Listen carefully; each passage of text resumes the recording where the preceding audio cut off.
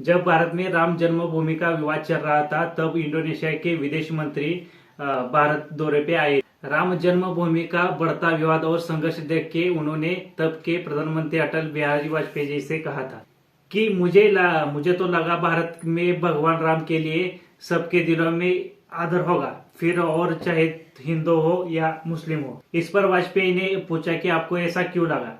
तब इंडोनेशिया मंत्री ने कहा कि बहुत से लोगों ने इंडोनेशिया में इस्लाम धर्म स्वीकार किया है, मगर वो आज भी भगवान राम जी को नहीं भूले, क्योंकि वो जानते हैं कि राम जी ही उनके वंशज है। इंडोनेशिया जैसे मुस्लिम देश में हर साल एक महीना रामायण होते हैं, जिसे देखने के लिए सभी हिंदुओं के साथ मुस्लिम भी आते हैं। लेकिन कुछ दिनों बाद जब वाजपेयी जी इंडोनेशिया पहुंचते हैं तो वहां पर रामायण का नाट्य चल रहा था, जिसे देखकर वाजपेयी ने वहां के विदेश मंत्री को पूछा कि ये क्या चल रहा है। इस पर इंडोनेशिया के विदेश मंत्री बोले कि ये रामायण चल, भले ही हम मुस्लिम, इसलिए तो हर हिंदू को समझना चाहिए कि हिंदुस्तान के लिए राम कितने जरूरी है।